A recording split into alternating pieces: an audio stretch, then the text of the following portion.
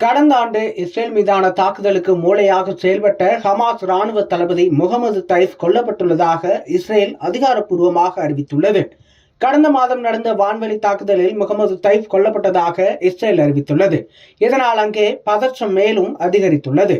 மத்திய கிழக்கு பகுதிகள் கடந்த பல மாதங்களாகவே மோதல் போக்கே நிலவி வருகிறது. கடந்த ஆண்டு ஆகஸ்ட் மாதம் இஸ்ரேல் மீது ஹமாஸ் நடத்திய மோசமான தாக்குதலே இந்த மோதலை தொடங்கி வைத்தது. அப்போது முதலே ஹமாஸ் மீது இஸ்ரேல் போரை தொடங்கி நடத்தி வருகிறது.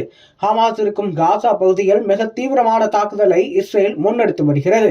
இதற்கு உலகமெங்கும் இருந்து கடும் எதிர்ப்புகள் கிளம்பின. இஸ்ரேல் நடத்தும் தாக்குதலில் அப்பாவி பொதுமக்கள் பலரும் உயிரிழப்பதாகவும், இதனால் இஸ்ரேல் இந்த தாக்குதலை உடனடியாக நிறுத்த வேண்டும் என்றும் உலக நாடுகள் வலியுறுத்தின. இருப்பினும் இஸ்ரேல் இதனை கேட்கவில்லை. கடைசி ஹமாஸ் வீரர் கொல்லப்படும் வரை இந்த போர் தொடரும் என இஸ்ரேல் அறிவித்திருந்தது. நேற்றைய தினம்தான் இஸ்ரேல் நடத்திய தாக்குதலில் ஹமாஸ் தலைவர் இஸ்மாயில் ஹனியே கொல்லப்பட்டதாக ஹமாஸ் அறிவித்தது. இதற்கிடையே இன்று இஸ்ரேல் தரப்பில் அறிவிப்பு ஒன்று வெளியாகியுள்ளது.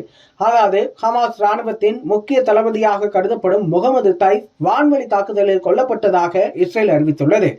அவர்தான் கடந்த 2023ஆம் ஆண்டு அக்டோபர் 7ஆம் தேதி இஸ்ரேல் மீதான தாக்குதலுக்கு மூளையாக செயல்பட்டவர். கடந்த மாதம் காசாவில் நடத்திய வான்வெளி தாக்குதலில் முகமது தைஃப் கொல்லப்பட்டதாக இஸ்ரேல் இன்று அதிகாரப்பூர்வமாக அறிவித்துள்ளது.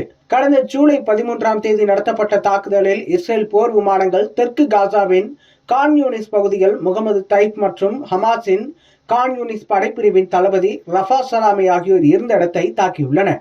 இருப்பினும் அப்போது தைஃப் கொல்லப்பட்டாரா இல்லையா என்பதை யாரும் உறுதி செய்யவில்லை. ஏனென்றால் இதற்கு முன்பு இஸ்ரேல் நடத்திய 7 தாக்குதல் முயற்சிகளில் முகமது தைஃப் தப்பி இருந்தார். ஆனால் இந்த முறை அவருக்கு என்ன ஆனது என்பது இஸ்ரேலுக்கு உடனடியாக தெரியவில்லை. இந்த சூழலில்தான் சுமார் 3 வாரங்களுக்கு பிறகு அவர் கொல்லப்பட்டதை இஸ்ரேல் உறுதி செய்துள்ளது. அதே நேரம் இந்த தாக்குதல் நடந்தபோது ஹமாஸ் அதனை மிக கடுமையாக சாடியிருந்தது. பொதுமக்கள் தங்கும் இடத்தில் இஸ்ரேல் தாக்குதலை நடத்தியதாகவும் இதில் 90 பாலஸ்தீனர்கள் கொல்லப்பட்டதாகவும் ஹமாஸ் ஏற்கனவே கூறியிருந்தது. அதே நேரம் ராணுவ தளபதி முகமது தைஃப் குறித்து அப்போது ஹமாஸ் எதுவும் கூறவில்லை என்பதும் குறிப்பிடத்தக்கது. இந்த சூழலில் தான் சுமார் 1 மாதம் கழித்து இஸ்ரேல் அரசு முகமது தைஃப் கொல்லப்பட்டுள்ளதை உறுதி செய்துள்ளது.